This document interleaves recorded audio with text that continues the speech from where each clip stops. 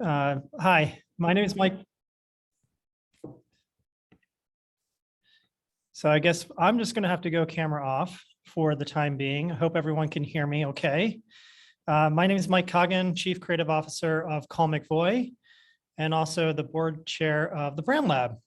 And thanks to everyone who is joining the conversation today. So this is another installment of Open Minds, and this one's around finding resilience. And one of the things that, truth be told, when we started discussions, Morgan and I and Noah and some others at AdFed, and thank you so much for AdFed for hosting these important discussions, we had talked about a conversation around returning to our new normal, meaning we are anticipating the majority of agencies and businesses venturing back into office, whether it is full-time or a hybrid model. And in anticipation of that, how do we help people get over that hump? Because the thought of getting reused to something we thought would be an interesting topic. And as it turned out, the pandemic continues to happen, and most organizations are not back in office and don't anticipate to be back in office into 2022. They've already declared it. And so we quickly pivoted the discussion and talked about how this could be about finding resilience, knowing that unexpectedness and change, and thank you for turning on the video, unexpectedness in everything around us, whether it's social justice and racial issues, whether it's the increase in crime, the Great Resignation, all of these things have factored into our well-being, both at work and at home. And so that's what this conversation is about. And hopefully, I've always said in all of the mental health and well-being conversations I've had over the last few years, if we can just help one person, it's worth it. And so I wanted to introduce our panelists. I'm so excited to have all of you join us. Renee Dossman is president of a nonprofit called Neighborhood Development Center and executive coach. We have Dorian Taylor, who has the longest title, I think, out there in all of business. He is the Senior Director, Strategic Branding and Marketing at Pollad Companies, and has a long previous career in advertising on the agency side. So his perspective will be great. Julie Lenz-Vessel, who is the CTO and COO at Mono, and also an executive career coach. And then Matt Atkins, our resident expert psychologist at Slate Therapy and clinical director at Club Recovery LLC. Thank you all for joining us. And thank you for our participants, for attendees for joining us as well. As we go through this conversation, we want to try our best we have so much to talk about. In fact, I think we have too much to talk about today, but we want to try to leave time for at least a couple of questions. So if you have questions, feel free to send them to me or just post them in the chat. And we'll see if we can sneak in a few minutes at the end of this. So I wanted to start the conversation by asking a personal question, and it's really simple. And maybe it's a little sensitive too, but I just want to ask about how have you found resilience over the last 18 months to 2 years when there's been so much thrown at us all at once? Dorian, I'm going to start with you. Hi, Mike. Good morning. Thank you for the introduction. That first question, how to find resilience. I think everyone who knows me knows that I am a type A extrovert. Normally the loudest person in the room. I thrive on the energy and being around people. So going through this pandemic and working from home and everything really took a toll on me. I was able to find some resilience by just finding the things and doing the things that made me happy.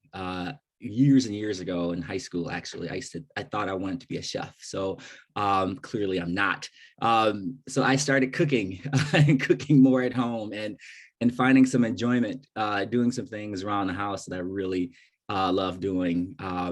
Also, I think like a lot of the rest of the country, I discovered my taste for fine wine, so much so that I built a wine and tequila bar in my house. So I started sipping on wine a little bit more. So for me, it was really finding those things that brought me joy. And I was really needing to tap into those and stay connected with friends and so forth. That really helped me get through this pandemic. Thank you. Julie, I'm going to bounce to you. How have you found resilience during the pandemic? Yeah, I'm going to share a story about learning through failure because I don't know, hard times pre-pandemic seemed so much more manageable. And it really felt like there was more of a beginning, a middle, and an end. And relentless is the word that I keep using around the last 2 years. Everything feels so never ending, constantly changing, and deeply emotional. Everything we're experiencing is so human, so emotional at the very core of us. And I'll be honest, last March, I hit a wall. There was so much triage, so much change, so much in both my coaching and my work at Mono. And I had nothing left to give. And I had to ask for 4 days off at the worst possible time. Worst possible time. And I had to get over the guilt of leaving my team that for 4 days, the guilt of somehow feeling like I should have been stronger to just carry through. But what I learned and what I want to share is that sometimes you have to step away in order to come back stronger. And I think that's what I've learned, that this is such a long thing that we're in, and resiliency takes its toll. And resiliency is not, it's a limited resource, but it's a renewable resource. And sometimes you need to renew, and you can't wait till things are over or when it's convenient for everyone else in order to renew. And I, since that moment, very aware of that and looking for the cues earlier. Julie, I think I need you as my life coach. Let's talk. All right, Renee, you even though we haven't met, it's in this weird world, we've never met in person, Renee. You've quickly become one of my favorite humans ever. How have you found resilience? Thank you so much. Thank you for having me here today. Yes, I agree about Julie.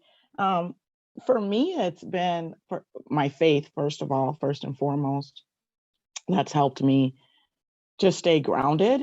But it's, to be honest with you, it's been the resiliency of the entrepreneurs that we support.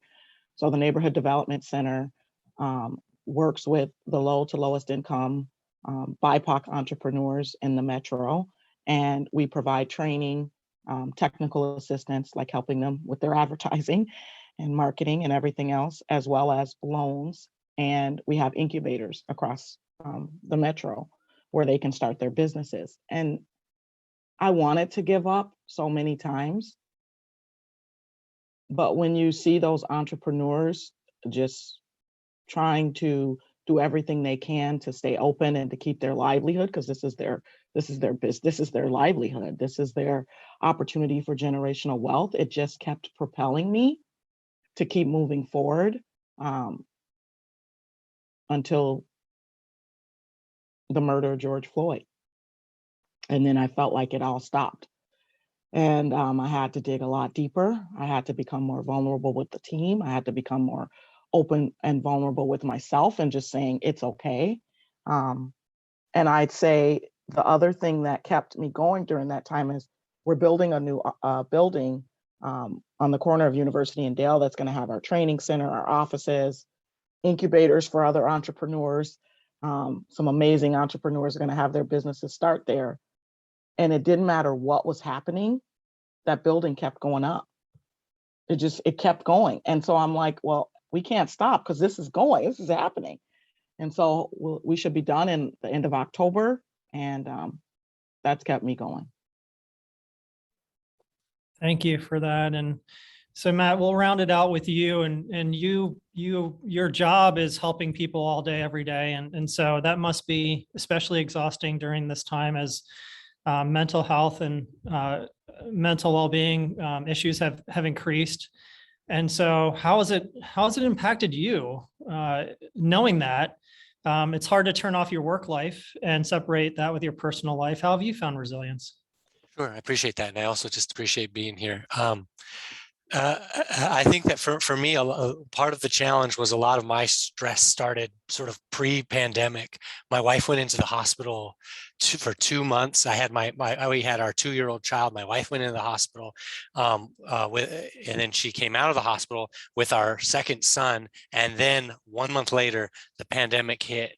And it was like, I think my mentality at that point was just keep going, right? You can just shoulder this, just shoulder this, just shoulder this.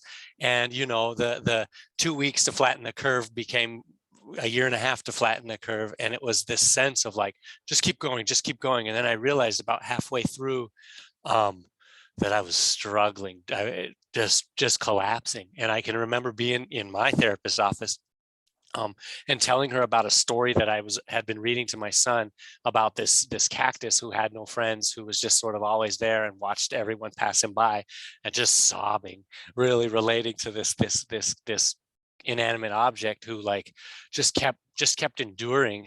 And it sort of hit me at that point that's not a way to get through this, and that I really have to stop and get some perspective on what's going on, and as Julie kind of alluded to, step away. And I think in the same way that Renee sort of highlighted it, we didn't shut down.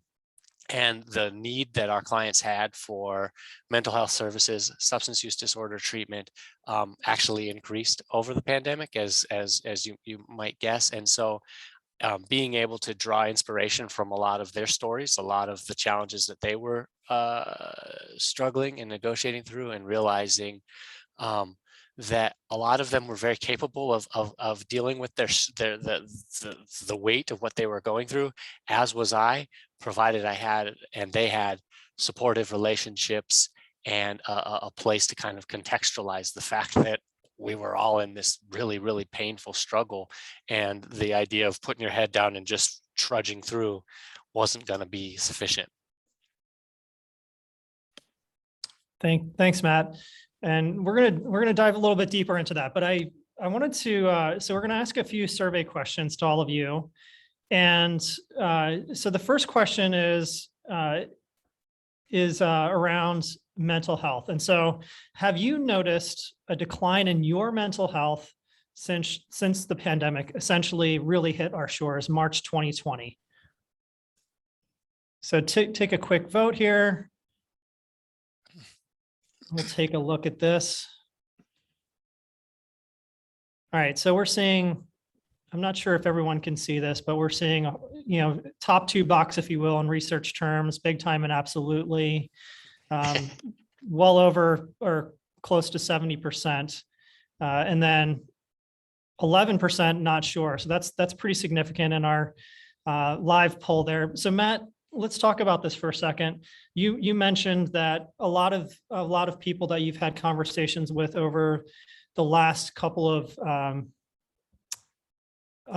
years have you found that they can actually find the coping skills and tools that they need, so long as they have a supportive relationship. I want to back up a little bit over the last couple of years, and can you just talk about broad themes that may have either been exacerbated during the pandemic, or new themes that have risen over the last couple of years as you've seen and talked to current patients and new patients over the last couple of years? What are you seeing and hearing? And then are you offering different tools and techniques to help them help themselves?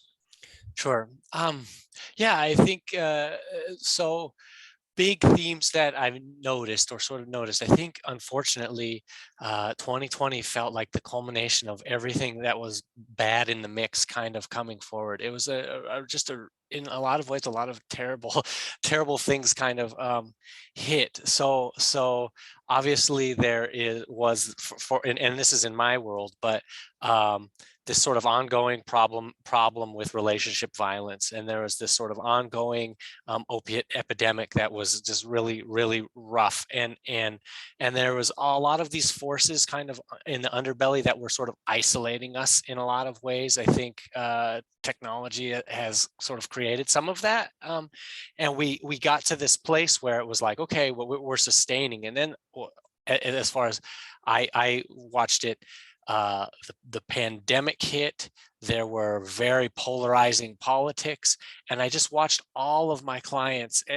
George Floyd was murdered, and I watched all of my clients, I think, just feel so alone in this struggle, and disconnected, and the only sort of experience or resources that they were able to draw upon, not draw upon, only other kind of validation that they were able to draw upon was very polarizing too, which kind of served to disconnect us even further.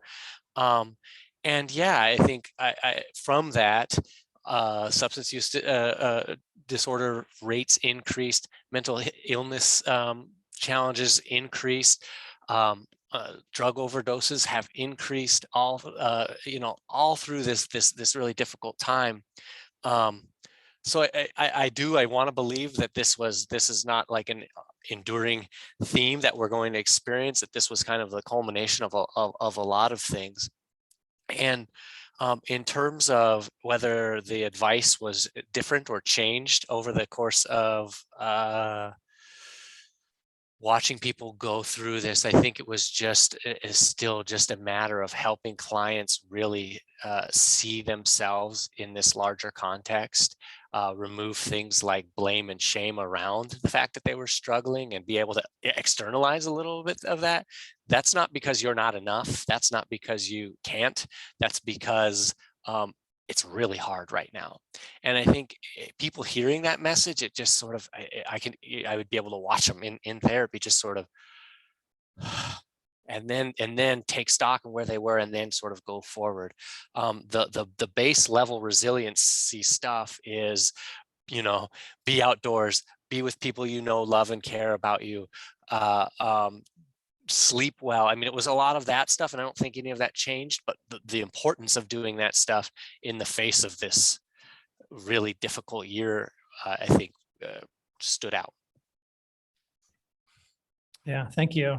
Thank you for that. All right, so Julie and Renee, I'm going to turn to you. So as we mentioned in the opening, and thanks for those who are just joining us, Julie and Renee are both executive coaches as well, and so offer that a unique perspective, especially Julie, you also work at an agency as well. And so Julie, let's start with you. What are you seeing? Are you seeing and experiencing different conversations than you did a couple of years ago as an executive coach? And what are you offering to your clients and to help them remain resilient through all of this? Yeah, I mean, at Mono, when this all started, it was a mind shift that I think still exists today. And the mantra was do your best. That's the thing we said when everyone went home. We said this is about doing our best from here on out. This isn't about perfection or do more or crush the pandemic. And that's hard, right? Because I think if you're in this industry, we're high achieving, high expectation culture.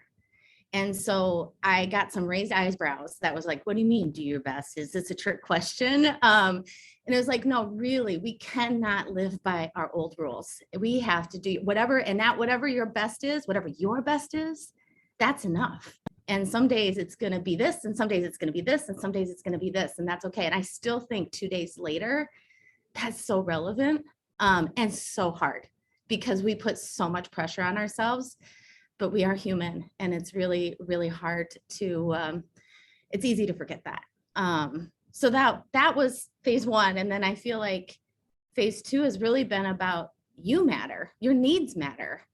And again, I think in this industry, we are very giving and very service oriented and very team oriented. And we want what's best for everyone else. And that can sometimes come at the cost of what's best for us. And so it became very clear about like, your needs matter. And I have talked to people about, you are more important than this pitch. You are more important than this production. And again, I get the raised eyebrow, like, are you tricking me right now? And I'm like, no, really, because there will be another pitch. There will be another production. If you need something right now, let's talk about it, because you are more important than this moment. So I think there's so much in the mind shift. Renee, I'm so curious to know what you think.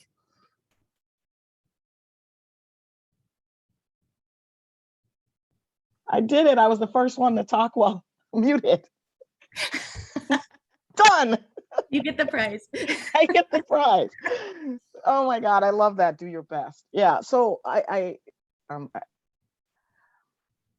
think for me, what I've seen is that there's just been a lot of openness to think about doing something different, to really try to ponder the question of why am I here? What's my life purpose? What am I doing? Am I enjoying what I'm doing? And so helping my clients navigate that and get really rooted in their values. What are your core values? What are your non-negotiables? And working from there. And I've had some clients make some big leaps and make some changes. But for me, it's about just really meeting people where they are and not expecting them to be something different. To your point, yeah, do your best. In our program, we talk about people being naturally creative, resourceful, and whole. And that means you don't have to fix them. They have the answers within themselves. Sometimes you just have to call it forward. And if I think about it, for me in this space, just being vulnerable and honest about what I was dealing with everybody throughout this whole time. Like some days I was like, I can't today. I cried in front of some funders. I'm not proud of that, but I did because it was just a really hard time. And then I think it was for me and for my clients, just making room and space for them to just be and to show up however they needed to show up. And we work from there. And in coaching, we call that dancing in this moment. We danced in a lot of just moments and didn't try to zip across the dance floor. We just danced in the moment. I love the values part because I do think resiliency is benefited when you can live your authentic self. Yes. And if you're living your values, it's easier to manage the tough times. Don't you agree? Yes, because then you're not trying to be something that you're not. Right. You're just rooted in who you are. And I think that helps you to be who you need to be in that moment. You're not trying to be something else for someone else. Yeah, thank you for that. And Dorian, so there's a question that was asked, and I'm gonna hopefully, what I was gonna ask you was about your perspective, because you've had a long history on the client side, both current and past, and then also on the agency side in your recent past. And you're also very well known and respected in this community. You have a lot of friends. I'm curious about the conversations you've had and counsel you've offered to your friends. And part of the question, I don't know if you saw it in the chat, was on the agency side, especially, there's this glamorization of hours, right? How hard you're working, how you're just burning the midnight oil constantly all day, every day. There's been articles written about it. And also just in some instances, people have said, I'm working even much harder. That was a culture before the pandemic, and now I'm working even harder. And I didn't even think that was possible. And so what are you seeing and experiencing when it comes to your work perspective, knowing that you have agency relationships and corporate or brand side relationships as well? I mean, that's tough. I trying to remain and stay as positive as I normally am.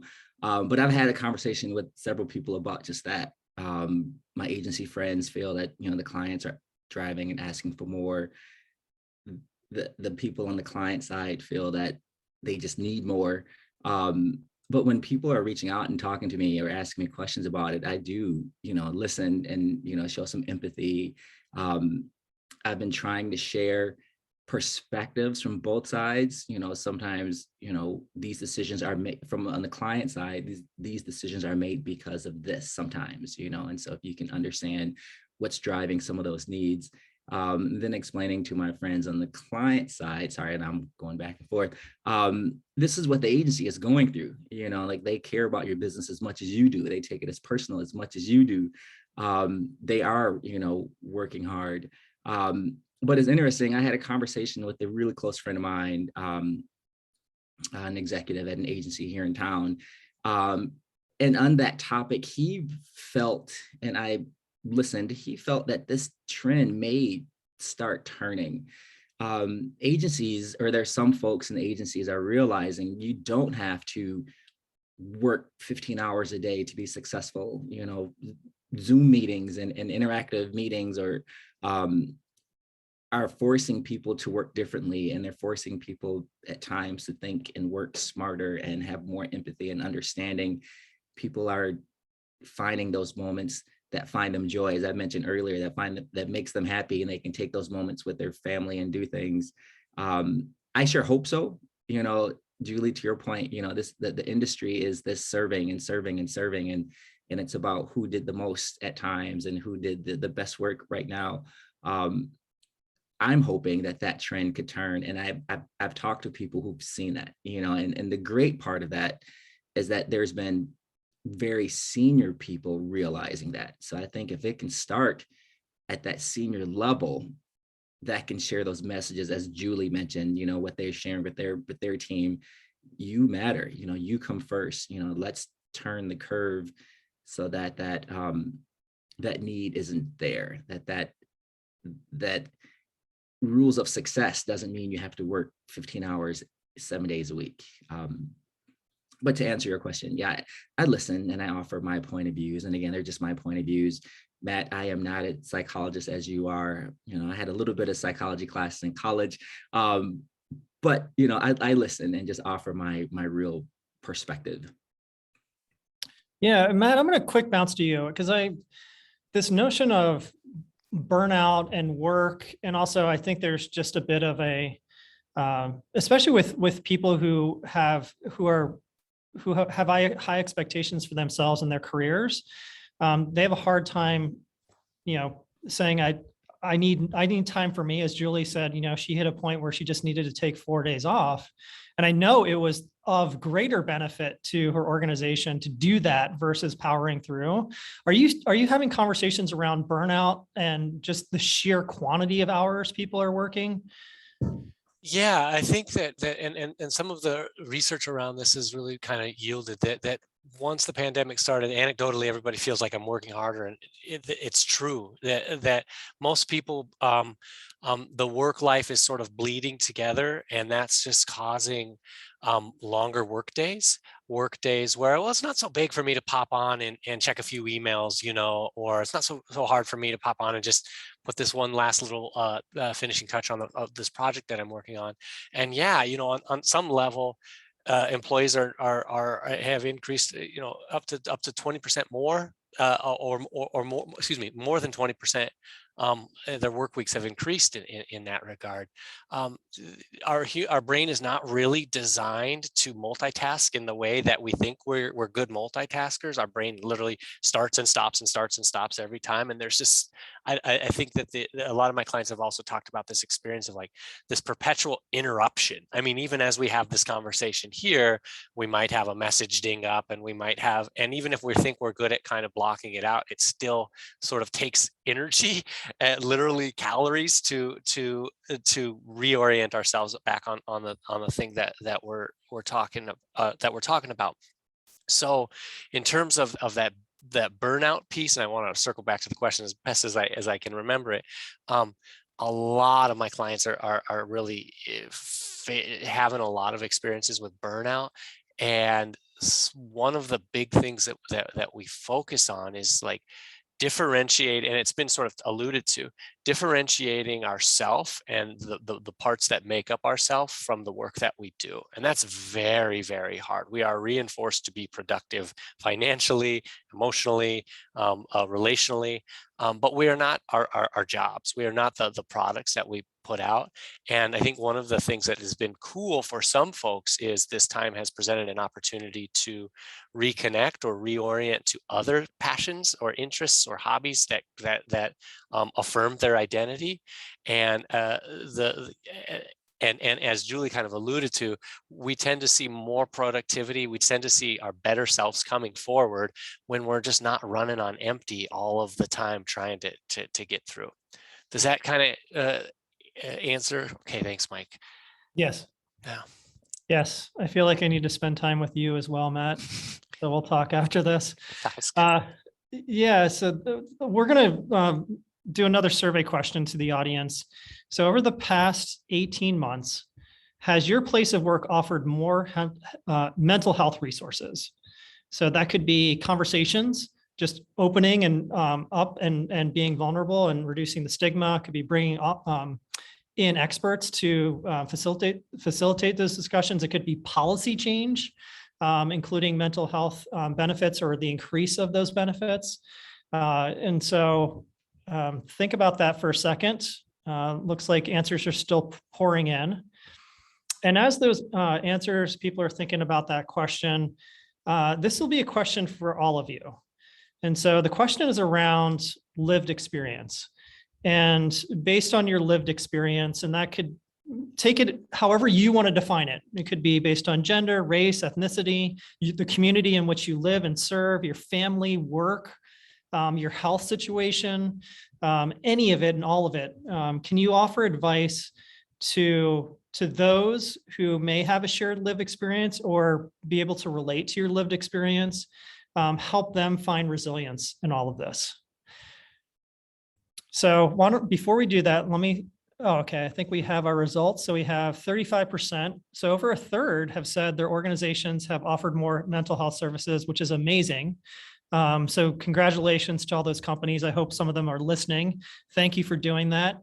And for those who are clamoring for more of that, please bring this conversation to your organizations and help advocate for that. And if you need my help, just let me know, shoot me an email, and I'm happy to talk to any executives about that.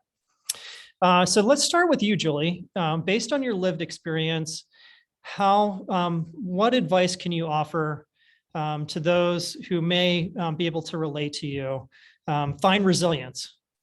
Yeah, I'm going to speak as a parent. I think parenting has been one of the most challenging things.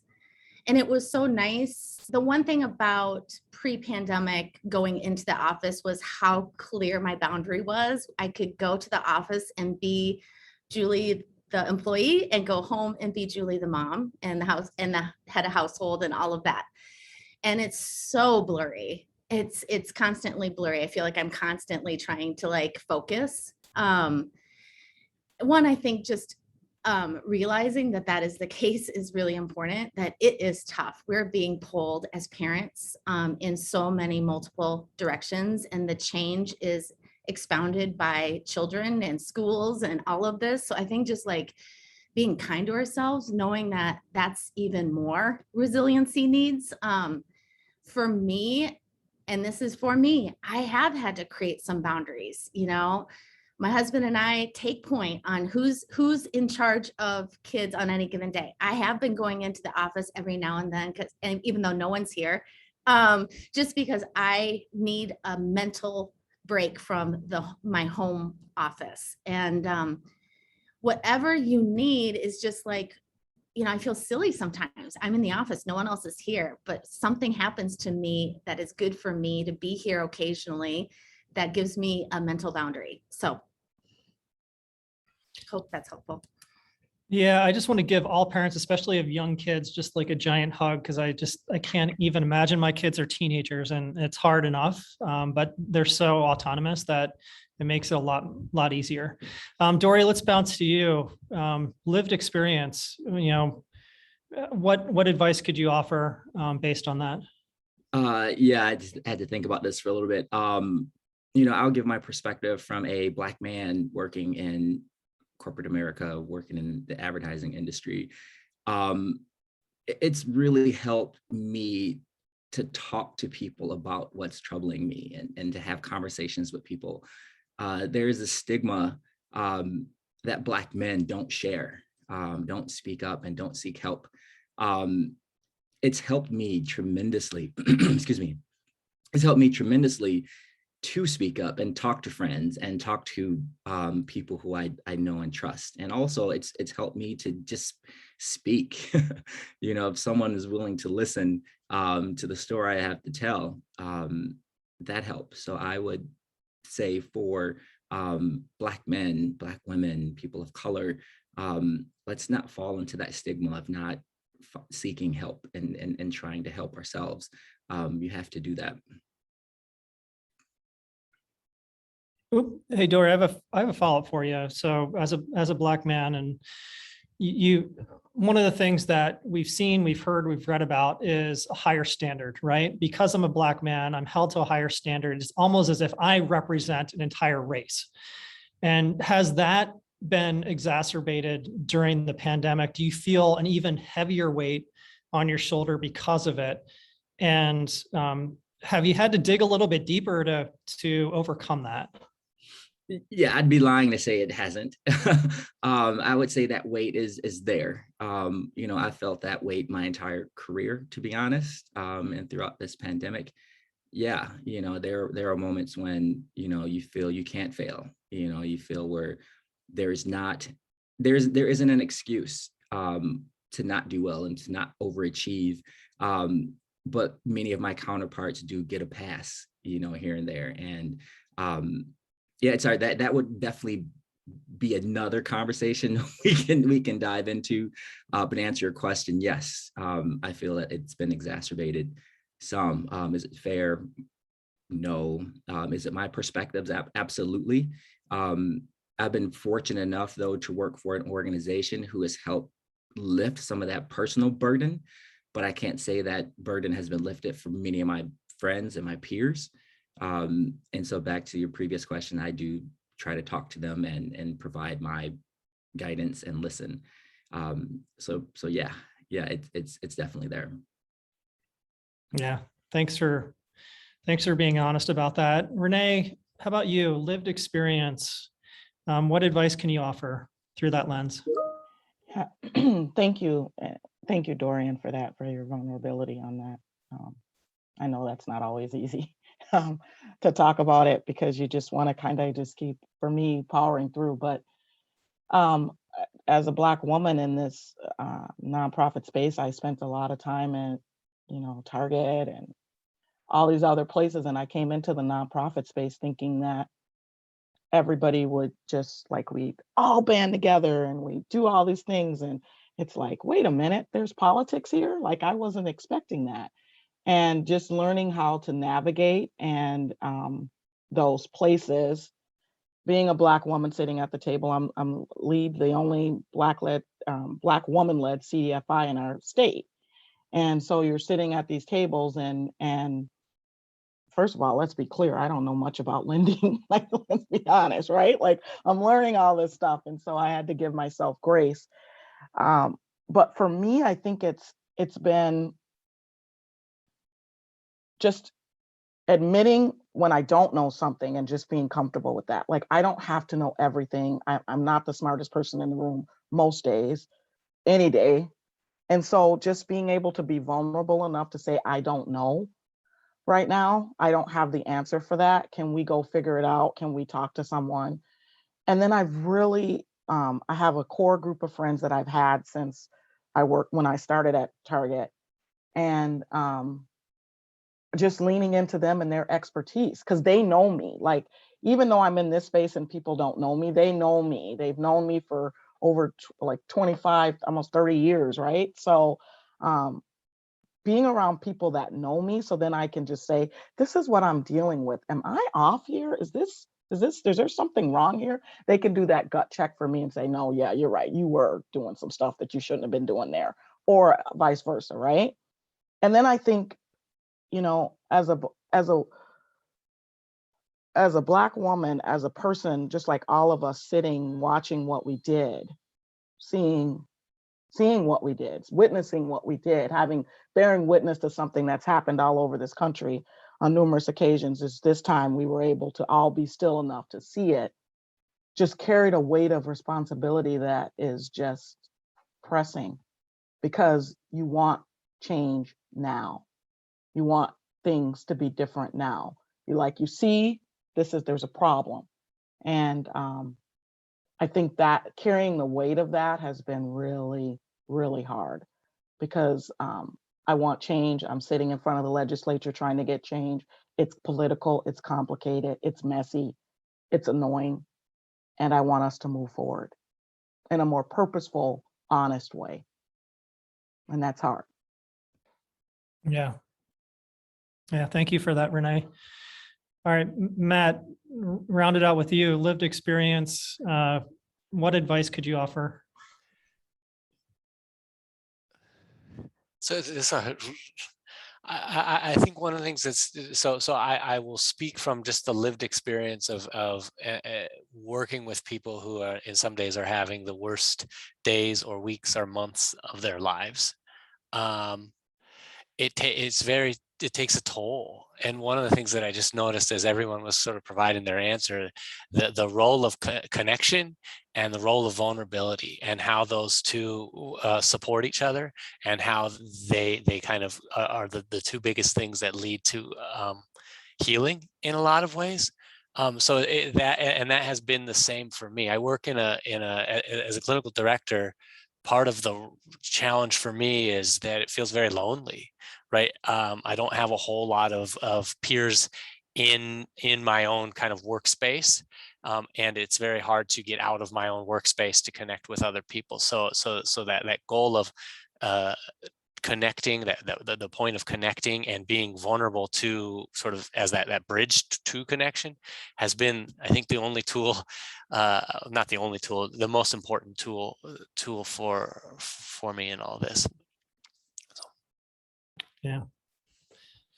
Thanks, Matt. All right, so we have a couple questions that have come in, and so the first one is around DEI, and I'll just open it up to anyone who wants to jump in here. So I'll just read it verbatim. Lots of brands and agencies have made inclusive efforts in the wake of George Floyd, from diversity in the actual advertising that they create and make on behalf of brands, to a DEI focus within the organizations themselves. How has that affected you? And do you get frustrated and burned out educating people about DEI in the white space?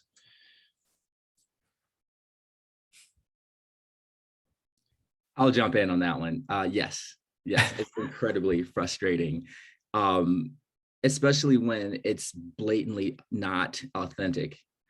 There are many agencies who are trying to do the right thing and they're trying to be authentic. But some places who do it to check a box kind of voids those who are doing it authentically, I believe.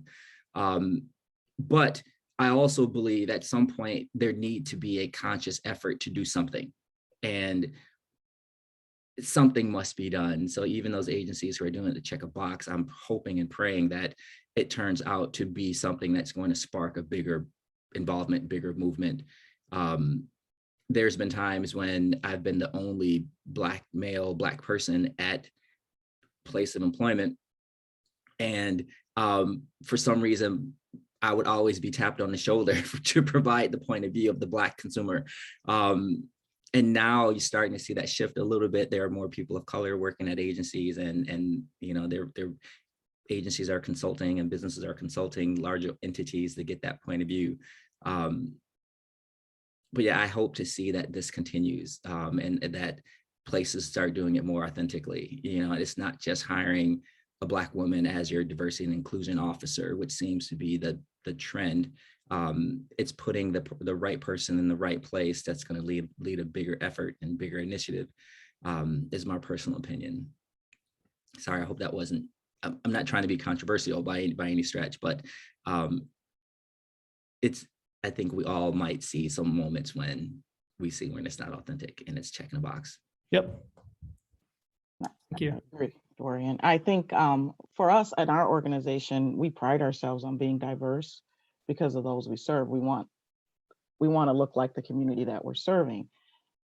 And to be honest with you, even for us, we realized we've been looking at some of the data, and we have some opportunities in our organization, specifically around Black and Latino women, they kind of take our training and they don't make it all the way through. They don't end up getting loans, or they don't end up starting their businesses. And what's the gaps? And so we're exploring that. But it took us saying, wait, we think we have the answers because we're diverse and we help people of color, but really understanding that we didn't have all the answers and that we weren't doing everything the way that we thought we were, and being okay with that and saying, okay, now how do we go fix it? And I think that's part of it, right? Like once you realize that maybe it's not as sincere or as authentic, or you're not doing what you thought you would do, how do you stop, and instead of just perpetrating like we're still got this together, saying no, we're actually not doing what we thought, and how do we make changes to move it forward and do something different? And just being honest about that and listening and being open to change, which is where we are.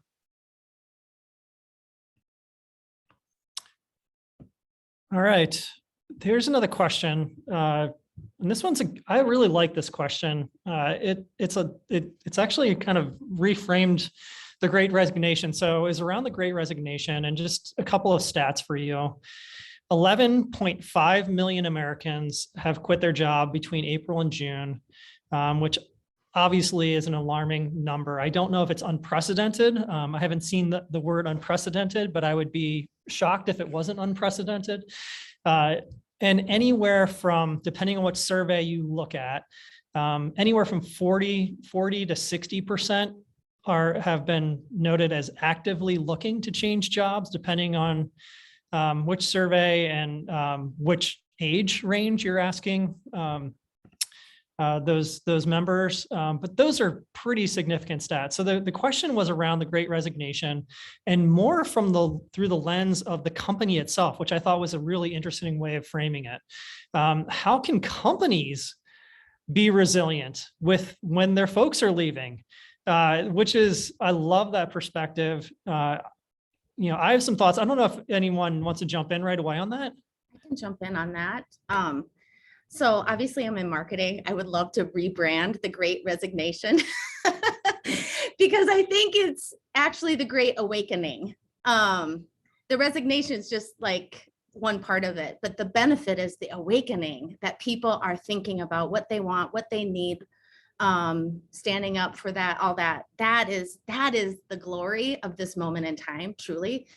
But as someone who has had to be at a leadership, watching people take steps away from our company, there is a toll. There's a lot.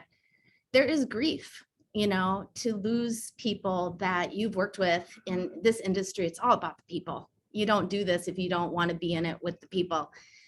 And that space to let people grieve is real, really real. When people, even though you're happy for them, there is that. And then I think there is just the support, when people leave, there is a gap. The work doesn't go down. How do we support people? To look at bringing freelance in if we need to, just to make sure people don't feel that they have to take on twice the workload in however we can.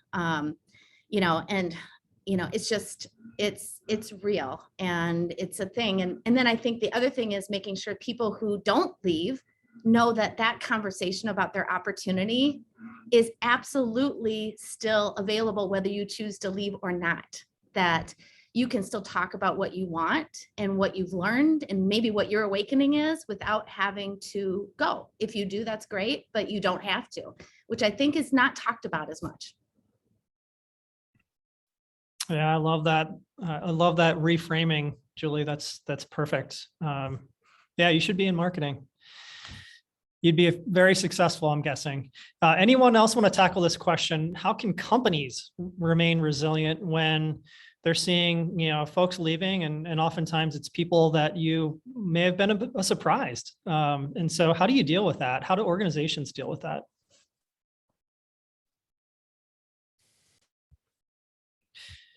So I'll offer a quick perspective on this, because as much as I'd love to say my agency has been immune to this, of course we've seen an uptick in turnover. For me, I think it's just being open and honest about it always, and kind of regrounding in company values. And so every organization has their values. The big question is, do they live them? Do they refer to them? Do they use them as the bedrock of who they are and what they stand for?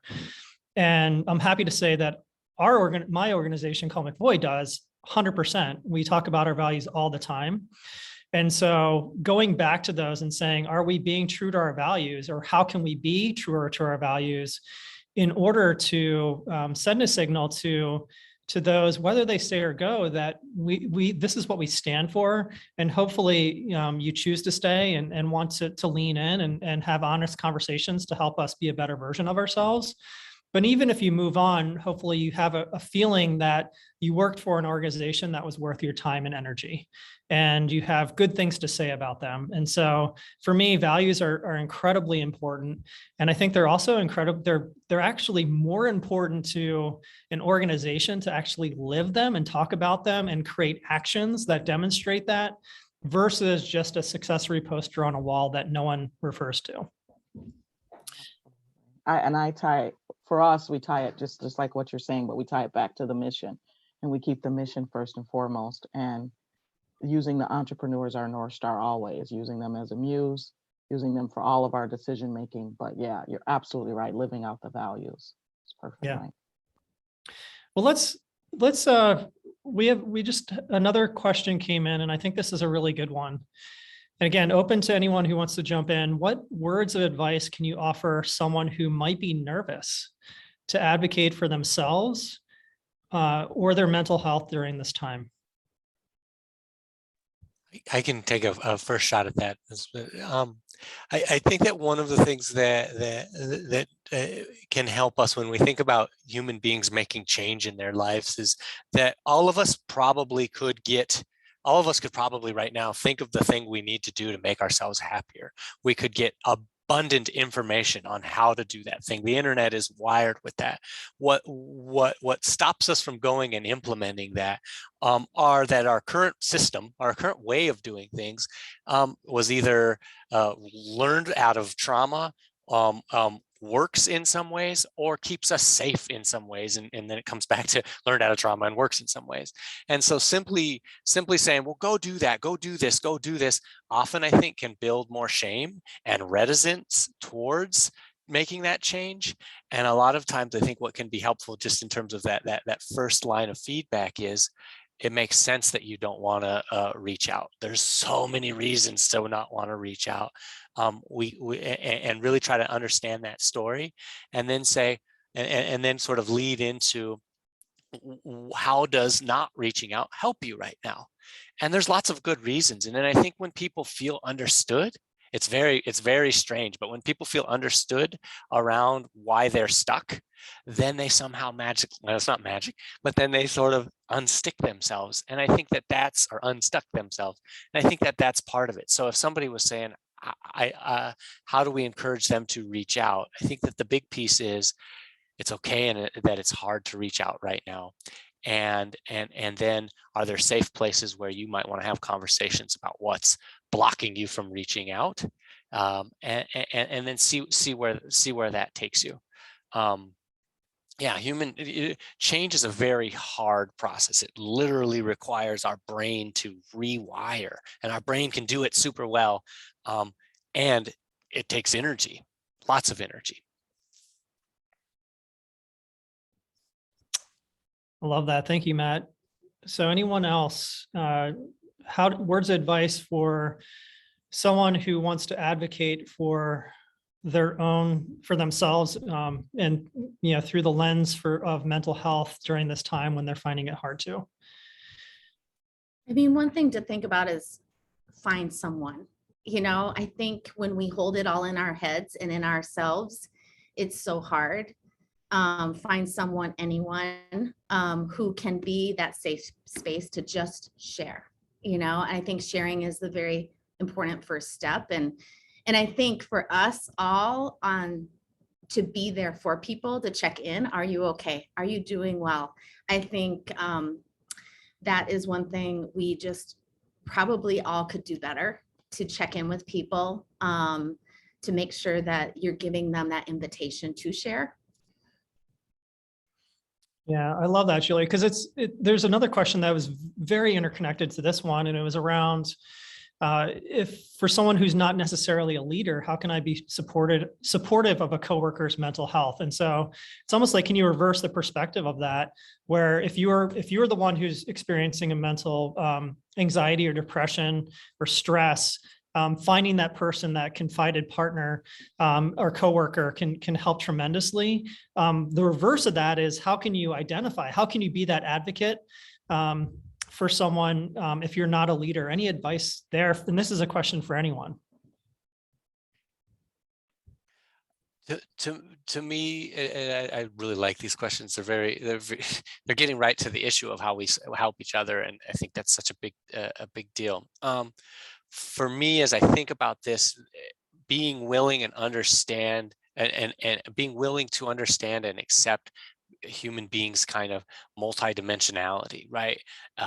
Every single one of us is made up of so many different components, different stories, different histories, different experiences, and when we are treated as though we are whole and not just the product of our work, as I alluded to earlier, I think that creates a safety that really allows people to open up and seek the type of support that they need. So even if you're not a leader, being available to the idea that the person sitting across from you knows more about things you will never know anything about, and being willing to try to learn that or hear that, I think just really has a transformative way of lowering barriers and making it safe to talk about things like mental health or things that feel very taboo and scary sometimes. That's just an idea. Yeah. Any other thoughts? How can someone who's not a leader be an advocate for a coworker who is experiencing a mental health issue? I think we've talked a lot about it, but I think just showing up and we talk so much about leadership, and I'm reading a book now about the different power dynamics and power and stages of leadership. And just because you might not be a leader of a team, um, you still have a lot of value to add to the conversation and to the organization just because you might not be the front person. Actually, sometimes those that are the followers is what they talk about in this book, have way more impact than the leader because they're closer to the work. They understand, like, there's just so many benefits from that. And I think so often we shortchange ourselves because, oh, I'm not the manager, or I'm not the director or whatever.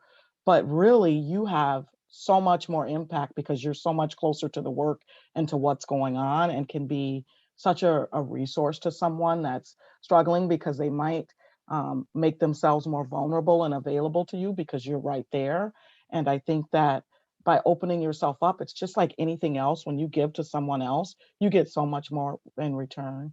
So when you see someone struggling and you open yourself up to that, I think it's such a powerful way to be in community together. Thank you for that. And I'm looking at my clock, and I think we have about 2 minutes left.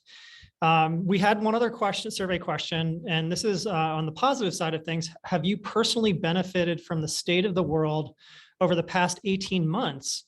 Are you in a better place than you were before the pandemic? Okay, so some people are, I'm seeing the results come in here, and it's looking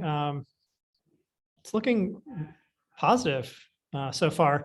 So as those are rolling in, final closing thoughts on how to remain resilient. It could be something you've mentioned already, or something you would like to mention to the audience as we wrap up today. And thank you, Julie, Dorian, Matt, and Renee for joining us today, and for all of the attendees as well.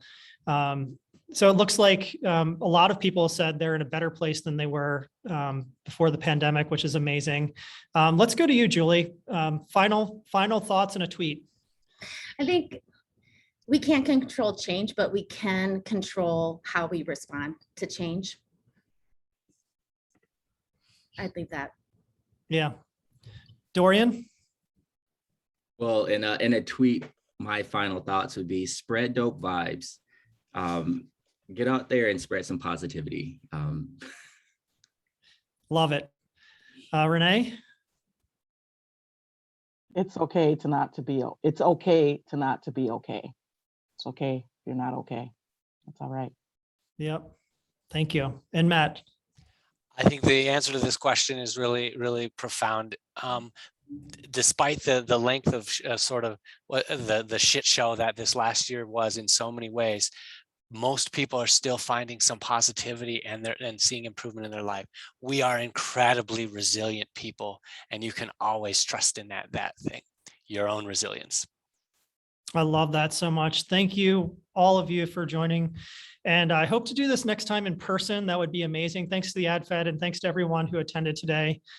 Take care of yourself and help take care of each other. Have a good morning, everyone, and a good day. See ya.